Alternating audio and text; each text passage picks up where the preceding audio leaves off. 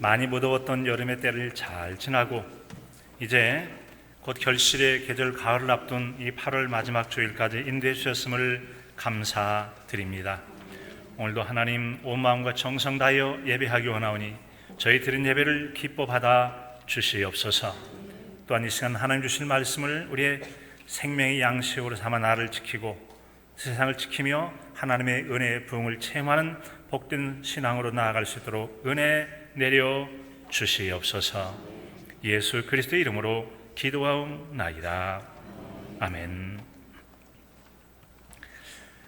지난 7월에 서울 서초구에 있는 한 초등학교 교사의 죽음으로 인해서 비롯된 여러 사회적인 문제에 대한 소식을 잘 들어 알고 계실 것입니다. 학생들을 지도하는 선생님과 또 배움에 잘하는 학생, 그리고 자녀로 보낸 그 부모들 사이에 있어서 여러 갈등들이 결국 한 선생님을 죽음의 자리로 내몬 일이었죠. 자, 그러면서 여러 가지 그동안 숨겨져 있던 많은 아픔과 갈등 속에 있던 문제들이 수면 위로 떠오른 이야기들을 들으셔서 아실 것입니다. 그 일을 계기로 학생을 위한다는 이 학생 인권 조례라는 것이 적지 않은 문제가 있음을 되돌아보기도 했고, 정말 존경을 받으며 학생들의 인생을 책임지고 돌봐야 될 이 선생님들의 위치가 얼마나 어렵고도 위험하고 또 많이 고달팠는지를 되돌아보면서 선생님들을 위한 교사 인권 조례의 제정이 절실히 필요하다는 것을 많이 공감해 가고 있는 그런 상황을 우리가 경험했었습니다. 이런 이야기가 있습니다.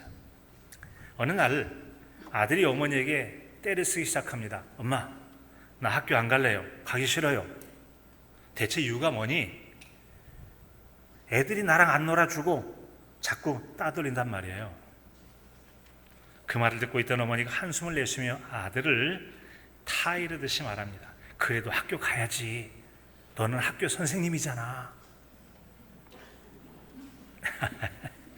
예, 웃으라고 한 얘기입니다.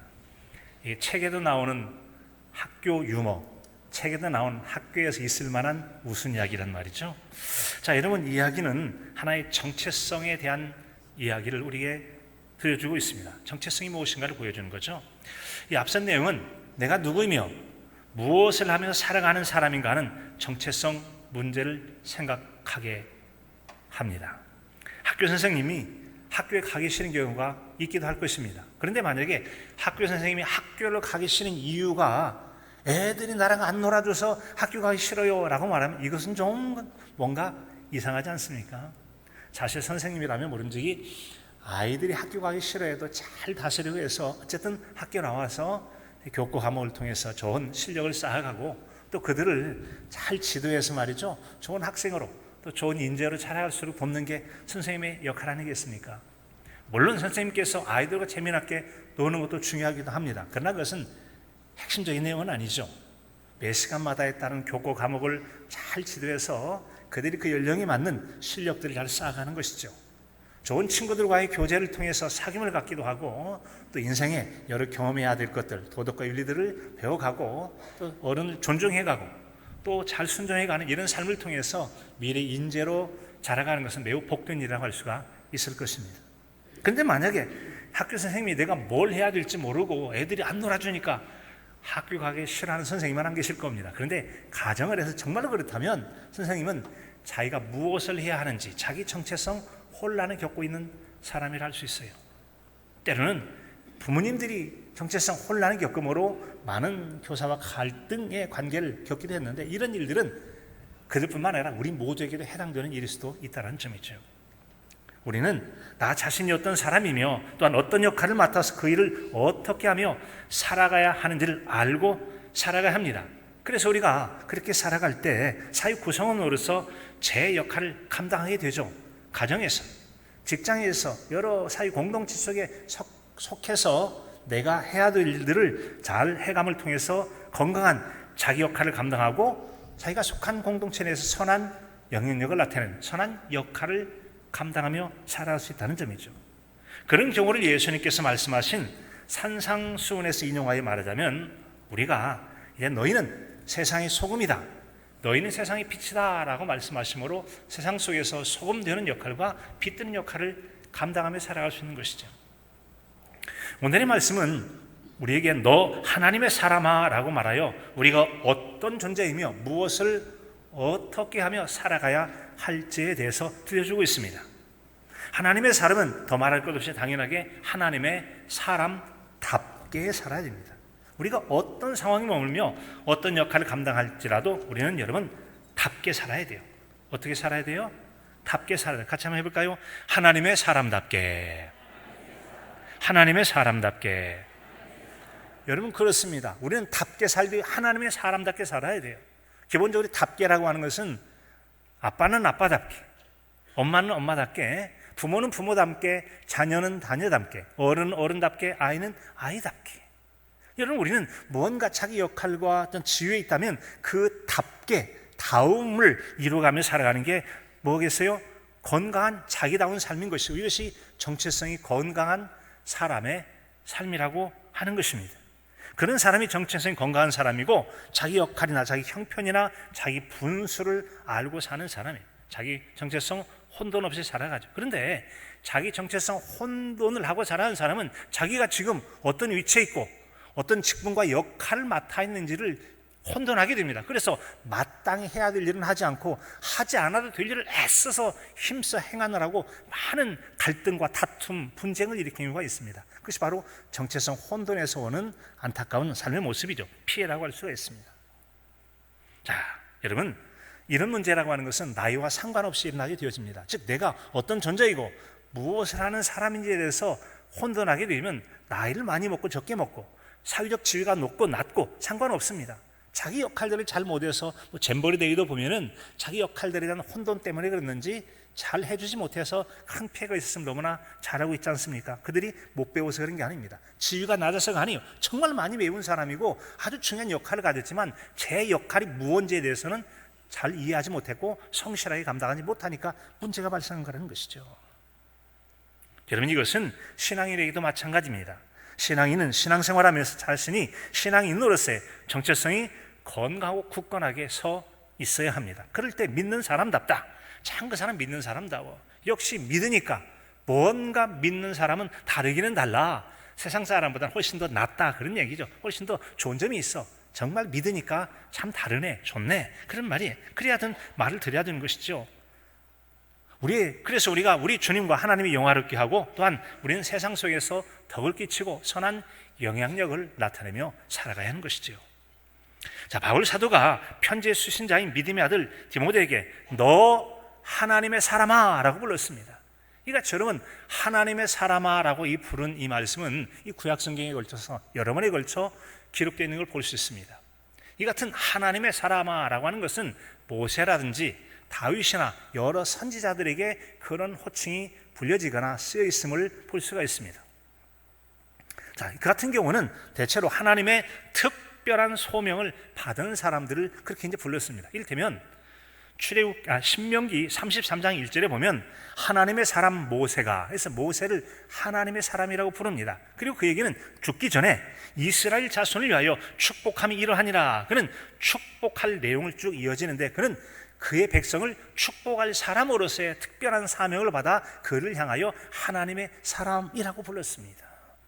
그런가 하면 역대하 8장 14절 이하에 보면 솔로몬이 또 그의 아버지 다윗의 규례를 따라 쭉 설명하면서 이 마지막 부분에 보면 이는 하나님의 사람 다윗이 전에 이렇게 명령하였습니다 라고 해서 그의 아들에게 또 여러 사람들에게 어떻게 행할 것을 말씀해 줬죠. 그때 그 말을 했던 사람이 바로 다윗이었고 그 다윗을 하나님의 사람이라고 했어요. 그 말을 전할 하나님의 특별한 사명받은 자로 불렀을 때 그를 하나님의 사람이라고 불렀습니다.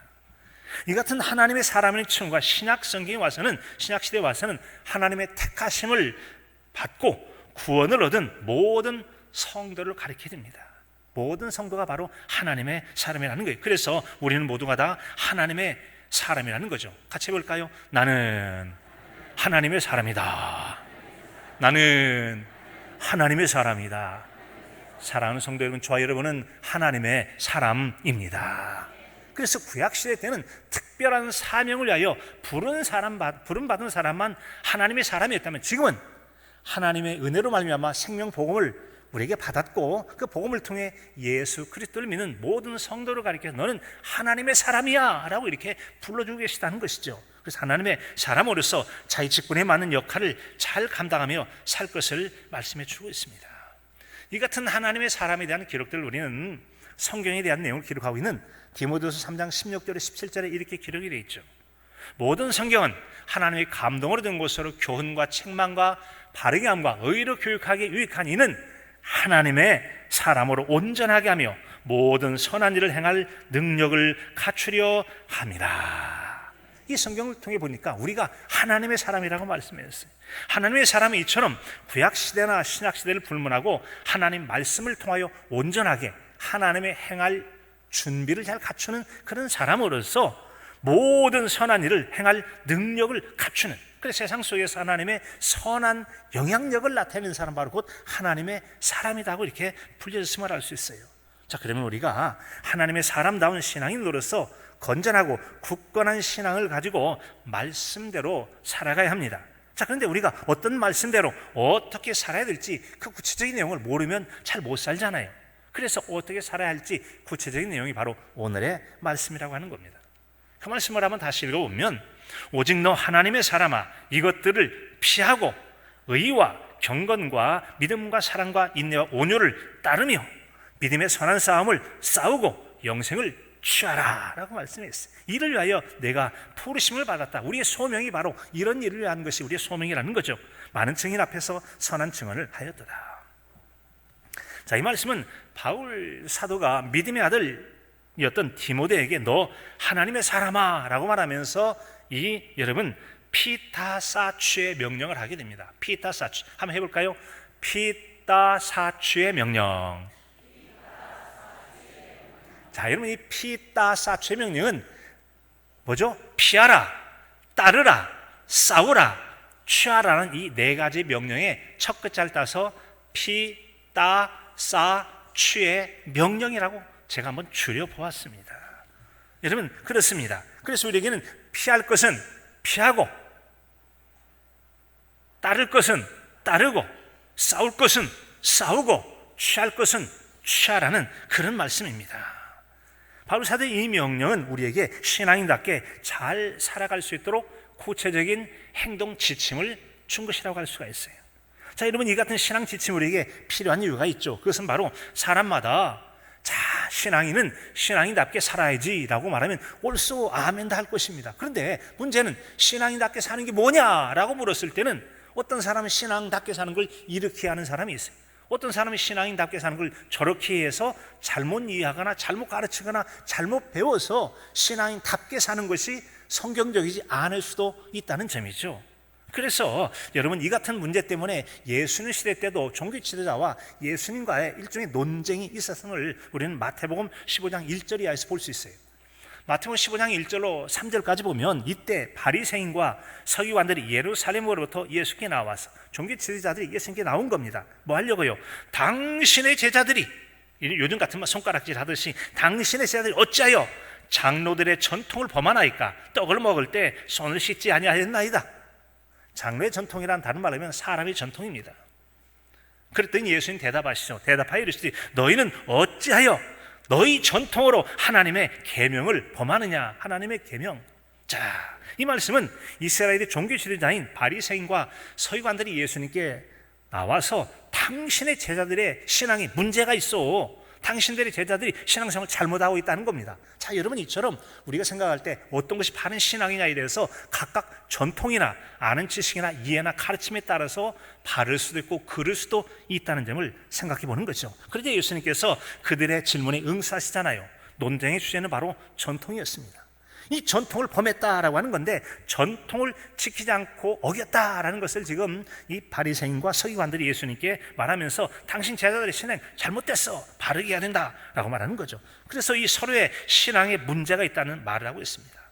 이 같은 바리새인과 서기관들이 주장한 전통은 장로들의 전통으로서 사람들이 만들어낸 전통을 말합니다. 그리고 예수님이 말씀하신 전통은 사람이 만드는 것이 아니라 하나님이 직접 주신 하나님의 계명이었습니다. 그 같은 주장에 대하여 우리는 예수님이 말씀하신 사람이 만든 전통으로 하나님의 계명을 어기지 말라라는 것이죠.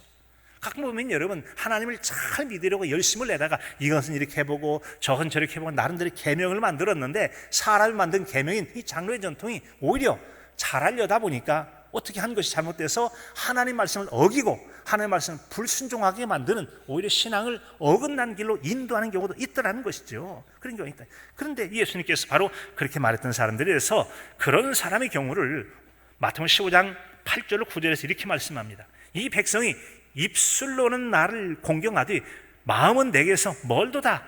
사람의 계명으로 교훈 삼아 가르치니 나를 헛되이 경배한도다 하였느니라.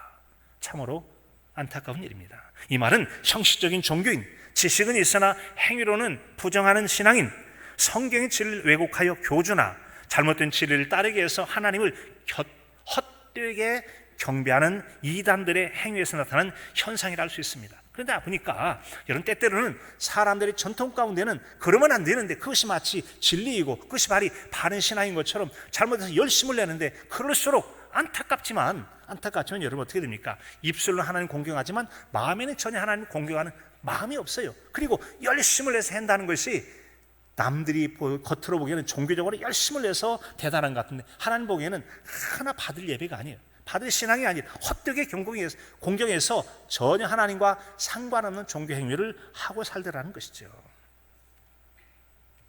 우리가 혹시 그러지 않는지를 돌아봐야 할 것이에요. 그런 잘못된 신앙의 길로 가지 말라고 우리 하나님께서 기뻐하시는 복된 신앙의 길을 갈 수 있도록 안내해 주신 것입니다. 그런 신앙의 길을 멋지고 아름답고 행복하게 걸어가신 예수님의 참된 모범 이야기를 우리는 늘 마음에 간직하고 묵상하며 우리 신앙생활에 적용하면 큰 복이 될 것입니다. 우리 잘 아는 요한복음 8장 29절이 바로 그런 말씀 아닙니까? 나를 보내시니가 나와 함께 계시도다. 내가 항상 그의 기뻐하신 일을 행함으로 나를 혼자 두지 아니하셨느니라.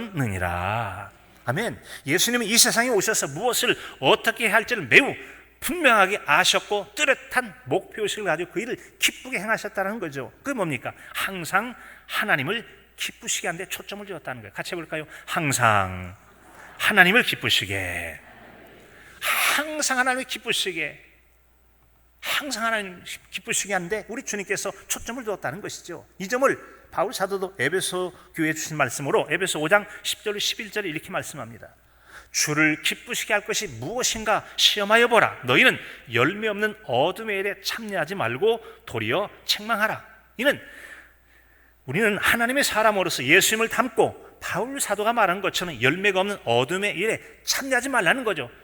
나를 참여하자고 하면 도리어 책망하고 쫓아버리라는 겁니다. 섞이지 말라는 거예요. 그리고 항상 어떻게 하면 하나님이 기쁘시게 할까에 대해서 뚜렷한 목표의식을 가지고 열심을 내셨던 예수님의 그런 분명한 목표의식과 신앙인의 삶을 살 것을 말씀하시는 거예요.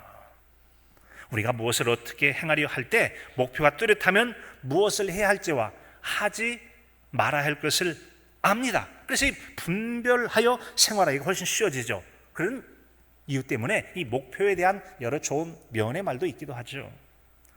밥 프록터라고 하는 분은 목표가 있는 사람이 성공하는 이유는 간단하다. 자신이 어디로 가야 할지를 알기 때문이라는 거죠. 목표가 뚜렷한 사람은 같은 노력을 해도 훨씬 더 성공하는 비율이 높다는 것이죠. 조지 레너드라는 사람은 하나의 목표를 선택한다는 것은 수많은 다른 목표를 버리는 것이다. 하나를 선택하면, 이걸 선택하면 저걸 버리는 거죠. 한 배우자를 선택하면 나머지 그 이외에 우리의 마음을 빼앗는 어떤 대상들을 다 포기하는 거 아닙니까? 하나의 선택은 나머지를 버리는 거예요. 우리가 여러분 진리를 따르기로 순종한다면 진리 아닌 비진리들을 단호하게 버리고 따르지 않는 거 아니겠습니까?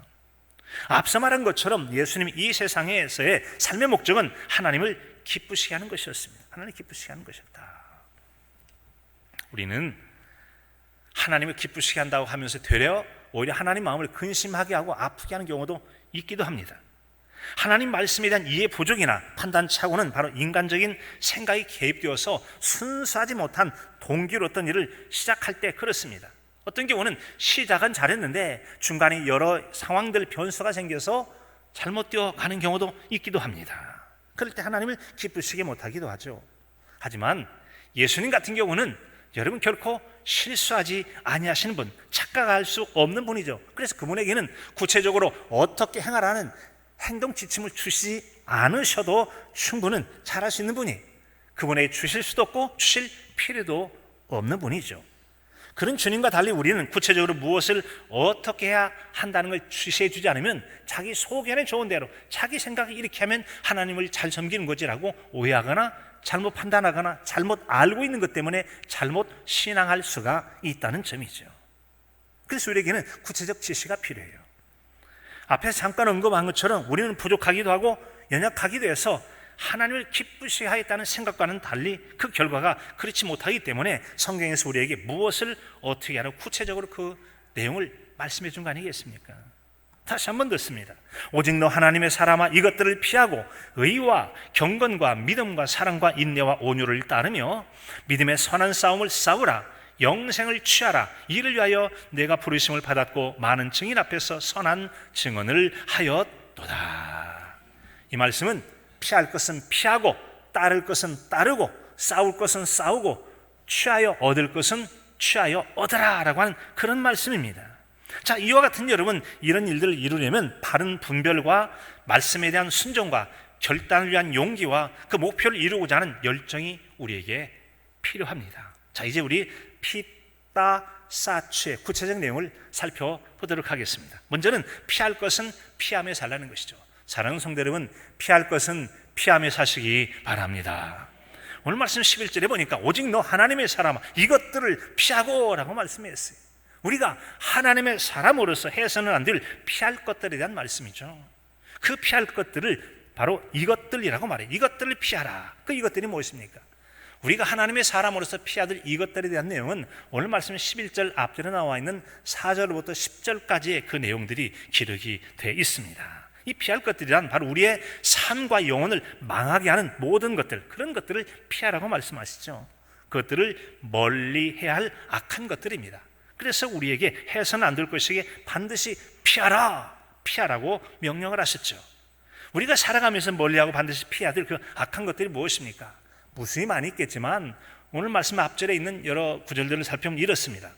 4절에 보면 그는 교만하여 아무것도 알지 못하고 변론하며 언쟁을 좋아하는 자니 이로써 투기, 강한 시기심이죠. 그 다음에 분쟁, 말썽을 일으켜 시끄럽고 복잡하게 다투는 것, 비방, 남을 헐뜯어서 말하는 것, 악한 생각, 악을 행하려는 의도를 가지고 행하는 생각들, 이런 것들을 다 버리라는 거죠.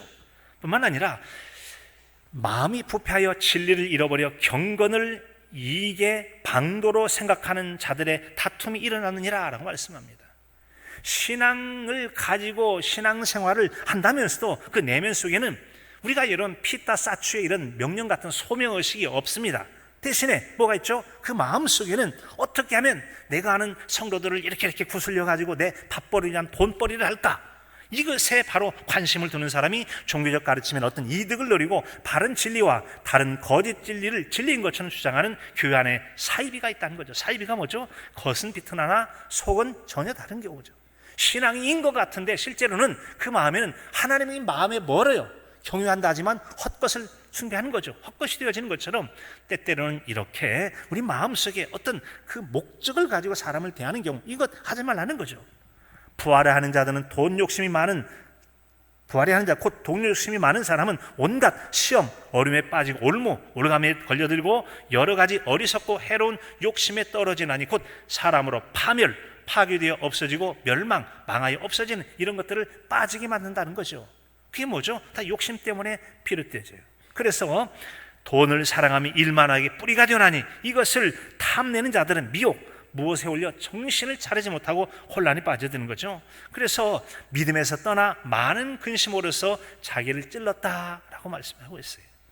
교회 안에서 남을 비방하기 좋아하고 활동하는 목적이 사람에게서 물질적 이득을 목적으로 하는 활동을 하지 말라는 거죠. 그런 사람을 조심하라라는 그런 말씀이기도 합니다. 이 항목에 해당하는 우리 자신들 아마 돌아보면 그런 사람도 있기도 할 겁니다. 이것들이 바로 우리가 자신의 죄를 돌아보고 회개해야 될 내용이기도 하죠. 자, 우리의 삶을 망하게 하고 또 성도 사이를 이간하며 믿음을 넘어지게 하는 악한 행위를 우리가 분별해서 지혜를 가지고 그런 육신적 생각, 육신의 소욕을 따르는 것들을 피해야 한다는 말씀입니다. 피하며 사실 수 있기를 바랍니다. 육신을 따르는 자는 육신의 일을, 영을 따르는 자는 영의 일을 생각하나니 라고 그랬어요. 그런데 육신의 생각은 사망이요 영의 생각은 생명과 평안이라 로마서 5장 8절 6절에서 말씀하죠.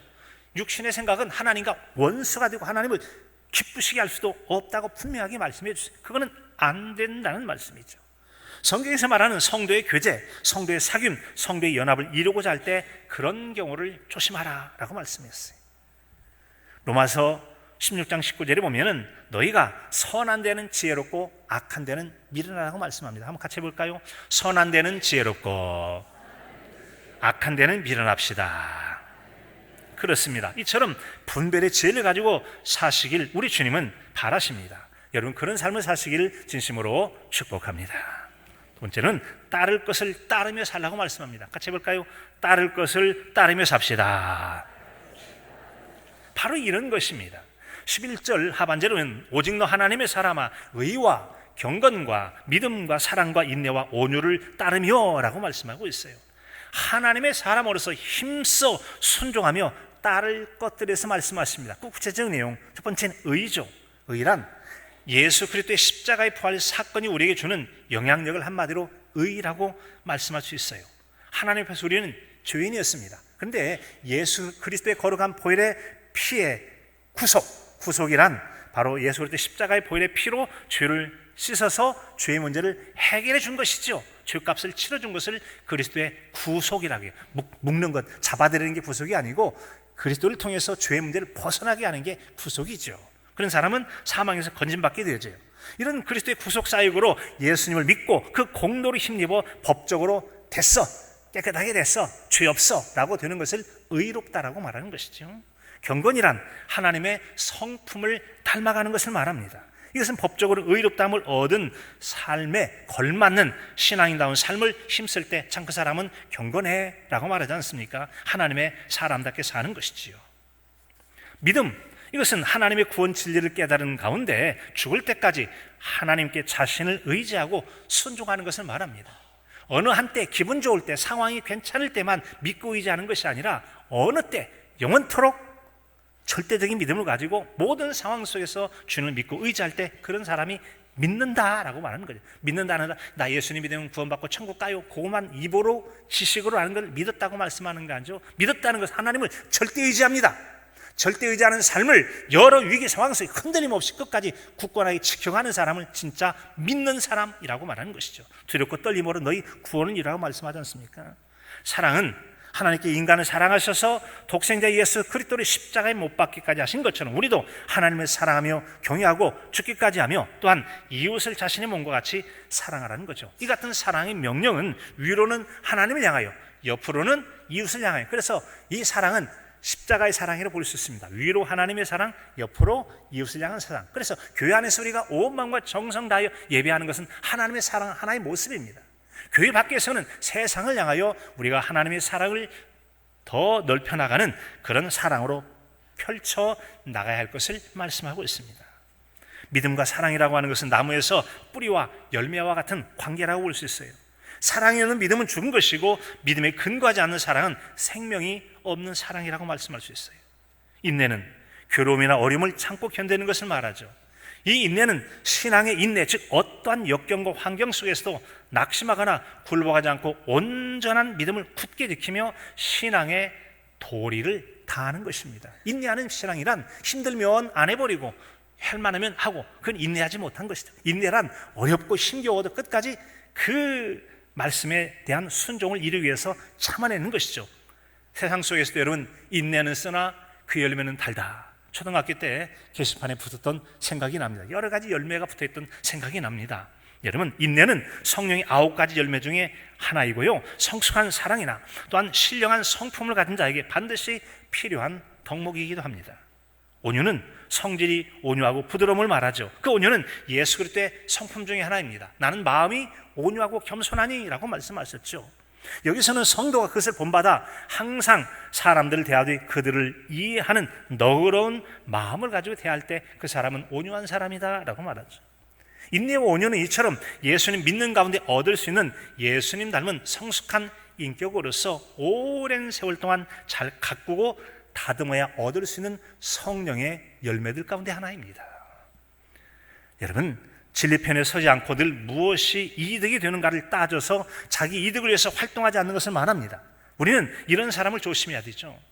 성도란 모름지기 자기 이득을 위해 사는 사람이 아니라 의, 즉 하나님의 의로움을 위해서 사는 사람이 신앙인 아닙니까? 이익을 위해 사는 게 아니라 의를 위해서 사는 사람. 그래서 구주 예수님은 마태복음 6장 33절에서 그런즉 너희는 먼저 그의 나라와 그의 의를 구하라 라고 말씀하셨습니다. 의를 구하라.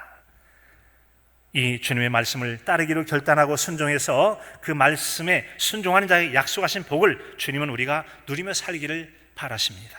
그 은혜를 누리며 사는 저와 여러분의 삶이 되시기를 진심으로 축복합니다. 나는 싸울 것은 싸우며 살라고 말씀합니다. 같이 볼까요? 싸울 것은 싸우며 삽시다.